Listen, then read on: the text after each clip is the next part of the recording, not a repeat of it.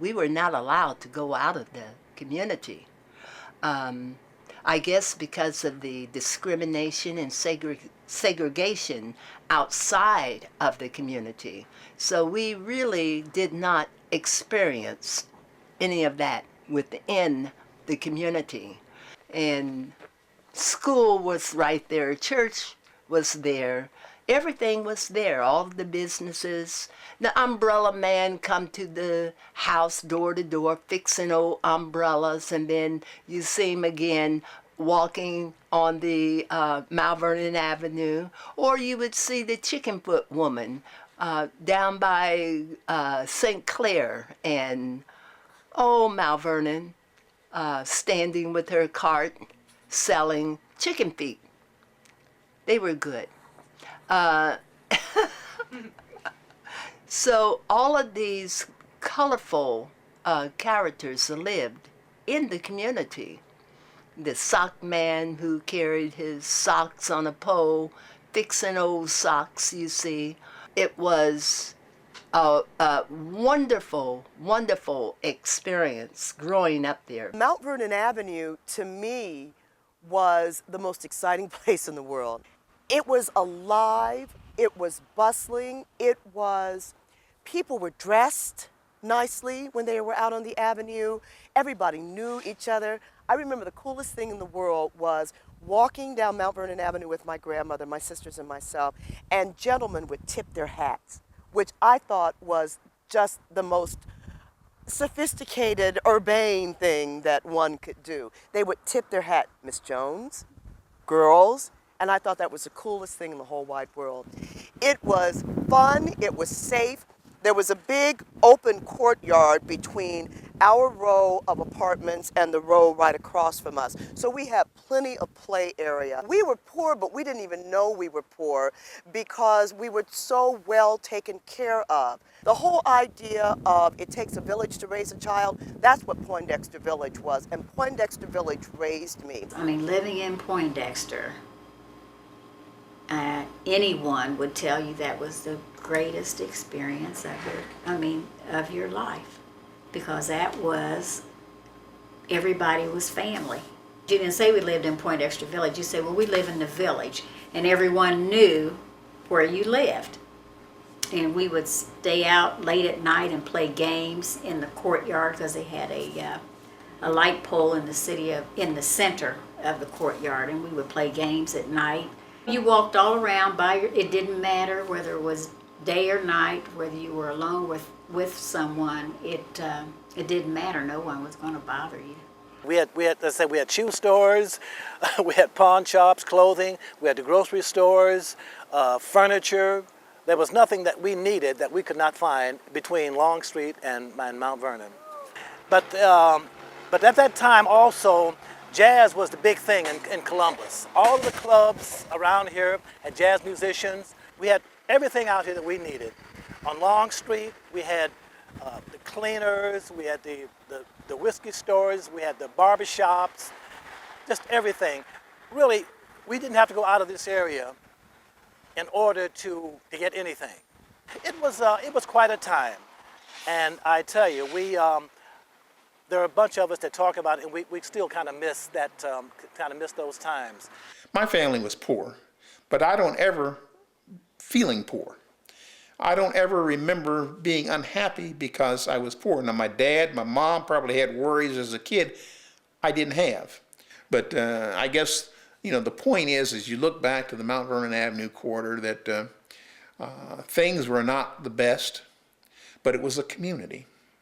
And it was not a manufactured community. It was a community based upon, again, the fact that people lived, worked, played, went to church, everything within the same neighborhood. Everybody knew one another, and it became a family extension. Now, there was bad. I'm not going to tell you there was not bad things. I can remember, as a teenager, hearing about certain gangs that we wanted to avoid, but everybody knew that. So if you were the bad guys, everybody knew who the bad guys were, and you went in a different direction. I spent all my time playing on Mount Vernon and 18th. It was a warm neighborhood. It was a loving neighborhood. It was a safe neighborhood. It felt real safe because if my parents weren't home, I could always go to someone else's house for anything that I needed. It was a community, and people knew each other. They knew all the children. All the children knew the adults. From 18th down to Long Street was like my running ground, from 18th, from Mount Vernon to Long Street, because they both run parallel. I ran that area, and I rode my bike to that from Mount Vernon to Long Street, and everyone on 18th Street knew me. They knew my parents, and I knew they knew me, and I knew they knew my parents. So I didn't act up in my neighborhood. And I know that there was a lot going on in the world in terms of racism and the lynchings that have been spoken of, and all the things that we know of now that as a child I was really protected from. What is your connection to Mount Vernon Avenue? My mother had to work on weekends, so I would spend my time with my grandmother on Grove Street, which is just a couple of streets over from Mount Vernon. Do you have any stories about Mount Vernon Avenue? I guess my favorite would be going to the movies. I love the Cameo building. It was very pretty. I saw The Yearling, and my Aunt Marie, my mother's sister, and I, we liked the scary movies. The Mummy and The Beast with Five Fingers. Those were all fun things to see. There was a neighborhood bar and grill that my grandparents would go to on the weekends for a night out, and it was like the Cheers bar on TV, because they were friends and neighbors, and they got together and have a good time. And I would always either get orange pop or root beer and have stick pretzels. And at the time they used to have sales tax coupons, whatever you call them, stamps, and you collected them, and I would go around on the floor and collect all the stamps up. So that was a fun time to be with my grandparents. Do you think neighborhoods today are like the ones you grew up in? How are they similar? They're similar in the way they would look. People take care of their yards and have flowers. The difference in the architecture would be there were a lot more front porches that were used, where now we have patios that are on the back, so you don't really see your neighbors like you did before. People aren't as close as they used to be. They don't really take the time to you just have maybe one or two good friends, and you don't really know the whole street or the block. Like when I'd go to Grove Street with my grandmother, I knew a lot of the families on that street. I'm a jazz vocalist today, I guess because of the longevity. But when I started singing, I was just singing the music of the day. Well, we didn't call it jazz. It had no label.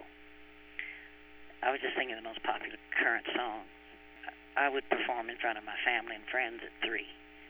And then at 8, I was singing in front of my mom and her sisters. Everybody knew by the time I was 8 or 10, that I sang. Yeah, I had a television show when I was 15. I was the show. Skyline Melody was Nancy Wilson and a piano player. 15 minutes, twice a week. But I do remember working with some marvelous musicians. I worked with Sir Raleigh Randolph and his Sultans of Swing at 15, doing one-nighters, If some club was having an affair, Raleigh Randolph and his Sultans of Swing were there. Well, the Regal was the one I worked at the most, and Marty's 502 was just Marty's 502, nothing. It was just a local pub, And so we took a date there and stayed there forever. Put it on the national map, and they started booking in Miles Davis, 502 was quite a club. Yeah, it was the club. It was really quite something to be there, to grow up in that atmosphere. I could work all the time. I worked at the Litchford Hotel, which is right there on the corner. I remember distinctly the Novelty Food Bar on Long Street, across the street from the Regal. I remember the Pythian Theater. Well, I always had a lot of friends, and I was always involved with schoolwork plus working.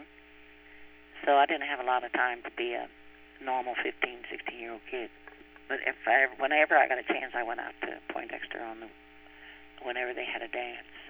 I dated a guy who lived there. And they used to have on Friday nights the best dances. They would just, well, that's where young people went. We were at 15, 16 on Friday night if you could get away.